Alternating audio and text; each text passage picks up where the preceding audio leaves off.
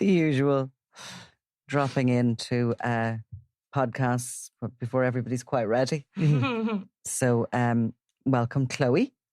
Chloe, you're going to be more often on the podcast in the coming months. A new enough member of the team of Crime World, but you're going to be doing a little bit of sort of roving reporting style work and all the rest of it. And we set you a task to something that is largely underreported, certainly on Crime World because of our resources, but the family courts, where you have a lot of borrowing orders and you have a lot of other aspects of sort of domestic abuse, really, are kind of brought to courts. We don't cover them because, by and large, it's anonymous. People have anonymity. And also, they seem to be on nearly every day, and you've no idea what's coming up, so it's a bit difficult, but dipping in and out of them is interesting because you get a little snapshot of what is going on out there and the kind of troubles that people really have to live with. No, totally. Like, I went to Dolphin House yesterday, and I also went to Dolphin House probably about 2 weeks ago. So it's obviously a district court, and it kind of deals with family law cases, but it's, it's really, really interesting to see what's actually on your doorstep. Like in the problems that exist among families, you really kind of are unaware of what goes on. Obviously, it's the lowest level court in the land, but it's probably the busiest. And, it's a really strange place. There's kind of a level of camaraderie in Dolphin House. Yeah, it's not so filled with barristers or anything, is it? So just loads and loads of people representing themselves. And some of them coming from situations that have happened within 24 hours of them going in. And you basically go down and lodge the case yourself, and then it's like it's the cold face, isn't it, of what people are facing with, and it's of course a lot of women having problems with their partners. Like what sort of thing are you?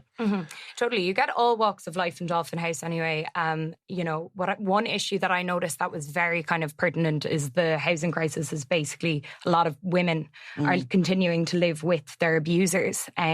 Also, you have elder abuse, that's kind of rife in there, where kind of, I suppose, adult children are taking advantage of their parents. And they're not able to move on and out because there isn't that same structures that used to be in place. So they're having to stay at home and live with the older parent for a lot longer probably than people would have had to in the past. Totally. It is a big thing as well, isn't it? Like people that maybe have problems with addiction and they're living in the house with sort of elderly parents. They're, they're adults living there and they're causing chaos. And sometimes the parents have to go to the courts to deal with that. Yes, like even when I was there probably 2 weeks ago, there was a woman whose son had effectively beaten her up the night before when she arrived. Obviously, it was kind of looking for some sort of interim barring order, just to protect her safety. It was really, really frightening. The poor lady, her daughter was with her. She was really resistant, actually. It was really sad because she was... The daughter or the mother? The mother was particularly resistant. She just wanted the interim order just to keep her safe for the next few weeks. But she still really... your child, like... Definitely, it's still her child. She came in, black and blue, like really, really not well.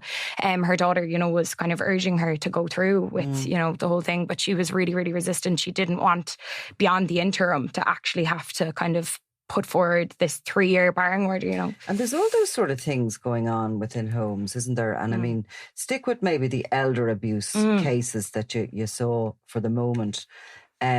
I mean, we're seeing this with the housing crisis that, there are all these situations that, and I think elder abuse is becoming a huge, big thing, even financially, people trying to, people can be vulnerable when they get a bit older. They don't want to isolate themselves from the family they do have. And yet it's not in any way livable, a situation where you'll have a son or daughter coming in and like physically assaulting them. It just seems so alien, but it's happening a lot out there. Definitely. And not just that lady, she wasn't the only woman who, came in with similar.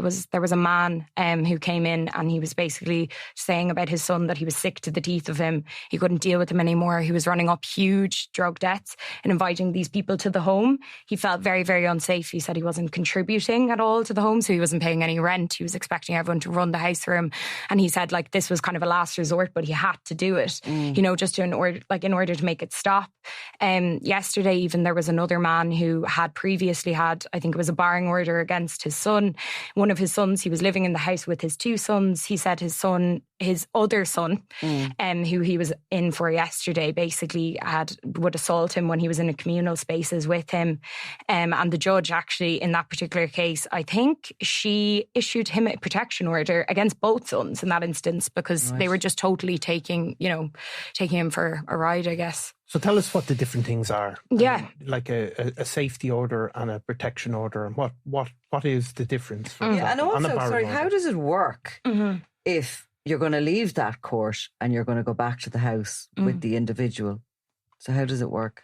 So it's particularly interesting, I suppose, if you are living with the individual who you are, issuing the order against. And the judge kind of will make special exceptions and have different clauses that she'll add in or out, depending on the circumstance. Like yesterday, there was a lady who was cohabiting with her partner. They've been divorced since June. Former partner, Yeah. sorry, apologies. Yeah. So for former partner, they've been divorced since June. They're cohabiting in the house. He was coercively kind of controlling her, stalking her when she was leaving the home. She said she had no life. She basically said, he was, sending her so many text messages, kind of harassing her. So basically, in that instance, they were obviously cohabiting. The judge was happy to grant her a safety order, but basically said, obviously, because they'd be within the home, they're going to have to interact with one another, but you just can't threaten the individual. So the key component is just that you can't threaten. Because that would be a safety order in those cases they're given, because obviously they can't bar them from bumping into each other. No. But the safety order means that if he breaches it, she can get him arrested. Doesn't it mean that's the purpose of that? Absolutely, yeah. It's like, you'd get arrested in that particular instance. But obviously there's kind of long-term safety orders that kind of come to, that you can get. But they are barring orders and they're safety orders, but, they can depend on the amount of time they can last for. And then obviously you have your shorter term safety orders. These would be protection orders, interim barring orders, and emergency barring orders. So they would be the instances where you see the lady who was attacked by her son or whatever, she would have been in. That was an emergency, barring order. Because it had just happened. Yeah. But they go in then. But do they go down to the minutiae, say, with these safety orders, and say you either have a couple who are cohabiting together, or you have a parent and an elderly parent, should say, and a grown-up child? Do they go down into the minutiae of when you can, because you'd have shared rooms, presumably, in a home, and then you could have private quarters, say, if you each had your own bedroom. Do they dig down into that and those safety, or did you hear? I didn't hear of any yesterday that they did, but they did, the last time I was there, have a woman on whose husband lived in the extension of the house, I think, and it was that I don't think he could come into the house. Right. That was So the minutiae, of the main house, without her permission or something to that effect. To be fair, the judge in this instance, Judge Corcoran from yesterday, she was very good and astute at kind of adding in different clauses where she saw fit, particularly for those ones where they were cohabiting. But I didn't see any yesterday where they kind of had, I think it probably would be too difficult, would it? Because when you're trying to say, you'd be trying to say you can use the kitchen at a particular time, or you can use the sitting room, or it would just make things very difficult. And you'd have to be very functioning, would you not, to adhere to that? Yeah, I think it's mostly, isn't it, designed for, the threats, isn't it? And people, have been there, people recording each other all the time and all of that, which is, again, must be a horrible way to live. Either way, situations, and that you're living under the same roof. But presumably, a lot of the cases as well were, people coming because of allegations of domestic abuse, and basically you can go in and it's what's called an ex parte application, where you go in and tell your side, and the judge will sort of give you a protection order on the basis of what you have told. A lot of the cases would be like that, were they? That you would? Good majority, I think, in Dolphin House would be ex parte. It's really interesting. I don't think actually a lot of people know how it works. Like, I didn't know how it works. That you go in, it's the judge, his registrar, the person sits down, put your hand on the Bible, and then from there the judge will read you, your statement back, ask if it's correct, and then will ask you questions based off of that and make his or her decision based off of the information you've provided. But yeah, it is. What sort of of examples were people coming in and saying, like, in those cases? Oh, like one that really struck me yesterday that I thought was very interesting was a lady who came in, and basically she had previously had, I think it was a safety order, which ran out from her ex-partner. She had 2 children with him. It ran out on the 30th of October, and on the 31st of October, she received a mug in the post with his face on it. 2 days later, she received 2 photos with his face, photos of his face, basically. Basically, he had been abusive during their relationship or whatever. Her children now basically said they, really don't want to run into him in public. Had they been brought to court, or did they give a statement or something? They didn't actually give a statement. Sorry, this is just what from her words. From her words, yeah. But she basically said, she's really worried about the threats, and Judge Corcoran was absolutely brilliant with her and just said, basically that she was happy to grant. I think it was a protection order, in that instance. But obviously, the protection order in this instance is to just get the ball rolling, I suppose, potentially, if you wanted to get a barring order down the line. So that would be then served on him. And he's told he can appeal it, and he can go and say, look, that's not true. That wasn't, I have nothing to do with that mug or whatever, for example. And then he can seek to have that removed. But obviously, this is it. They've been set up this way really to protect people and to have something in place very, very quickly. Yeah. Because a lot of people are coming in presumably in states of real distress, are they, at this point? Oh, absolutely. For a lot of people, you forget it's like a lot of people's worst day of their lives. They, have to come in and, basically, give the gory details and the ins and outs of their relationship and kind of fight for these orders. But to be fair, a lot of them are very poised. They have their things organised. Some people are all too familiar with the courts, really? For sure. Yeah. But like in her instance, there's certain ones that are quite open and shut, and it's obvious and it's clear to see that, these individuals are, being harassed effectively, and that these orders are like paramount to keep them safe. It's all about safety. You can't imagine too often people go, in badness to get an order like that. No. Although toxic relationships do cause people to do sort of crazy things. But at the same time, you have these people who are going into town who have to queue, and it's chaotic, these courts initially, and trying to wait to hear when you're being called, and you don't really know how long you're going to be. And I imagine some of these people, if they're parents, if the kids with them.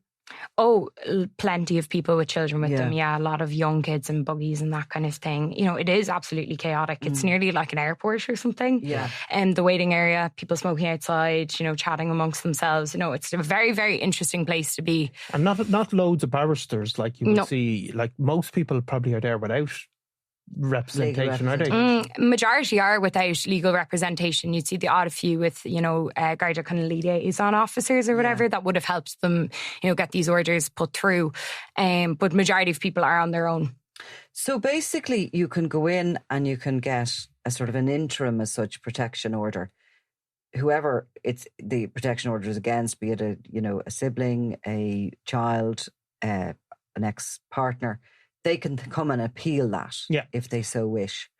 But the barring order, the one where you see the Garda liaison with them, there's something happened there that has obviously brought the guards to the door of the house. So they've called the guards, they've become engaged with the family for whatever reason. And they're probably maybe the more serious, if we call it that. And they're certainly proven, aren't they, to barring orders, in the sense you don't get an ex-party barring order. That has to go and have a proper hearing. So when you get a barring order, you need a proper hearing. As far as you need two sides. Or if somebody doesn't appear, then obviously people may not appear to represent themselves, but they have to be informed. Are you hearing about a lot of cases of where there's serious violence? Did you hear much of that sort of?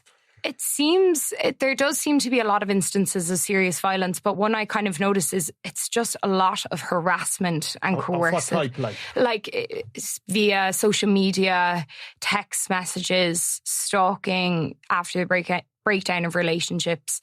A lot of them, people are feeling afraid. Yeah, seemingly so. Afraid within the home, afraid a lot of them were ex-partners. Relationship broke down, and it resulted in this kind of, almost stalking, harassing them via social media, harassing them via text message. Like there was a lady in yesterday who basically said that her and her partner were on and off. Her ex-partner now, they broke up officially in May, I think it was. And basically she said he won't stop giving her gifts, showing up wherever she is, giving her gifts. Recently he flung a present into her car, telling her, their daughter, that they're back together, this kind of behaviour. It seems that a lot of the kind of like actual physical abuse seems to be happening with children, with their parents, like adult children against their parents. Obviously there is abuse going on in the homes, a lot of these, but majority with women. Plenty of the violent stuff that ends up in the criminal courts. Yeah. So it gets dealt with differently. It gets dealt with differently. And in the ordinary district courts, the assaults and all the rest of it will come up. But this is a place where we're seeing a change in society, really, which has come along over the past few decades with the mobile phones, because, in the past, somebody would have to be physically near you to threaten you or whatever, and to do it almost face to face. Whereas now it can happen when the phone is in your handbag. The phone is a weapon, isn't it, for people who are like that and who want to torture somebody after the breakup of a relationship for whatever reason. And it is scary. And like those kind of actions can, as we've seen and we talk about in many cases that come to court, some of them tragically in situations like murder or something, you'll have a build-up of this kind of abuse, and it goes on, and maybe somebody, almost the text messages and that is the fantasy of the violence. But then as time goes on, they will start to act that out, and terrifying, really. But yeah, you're seeing a kind of a snapshot into, other people's lives, and maybe people's lives that we know. Maybe people that are our neighbours, that are our friends, and this is going on within the home. And for a lot of people, there's still a sense of shame to it, I imagine, having to go to court and having to get a protection order against your adult child would be, for many people, a situation of a lot of kind of mixed emotions, because you don't want to cut them off. You just want them to stop. Was it all ages and all backgrounds? Was it a total mix of people? All walks of life, genuinely. I think that was the most surprising bit about it. It doesn't discriminate. I feel like it happens in, any type of household, among rich, poor, anything. It seems not to discriminate at all. It's going on. And what's even more alarming is it's Monday to Friday. It's not reserved for special days. It's on pretty much 10 until 5, I think, most days. So I think that tells you the scale of the situation. It's really... Any men seeking protection orders, or was it all women? Yes. Or what was the sort of ratio? Yeah, there was one man yesterday who was seeking, I think it was a safety order. He was cohabiting with his partner. She basically gets violent. He said she gets violent when she drinks, and because of this violence, he basically just wanted to kind of alert her to the fact, that it's really distressing, wanted to get the safety order put into place.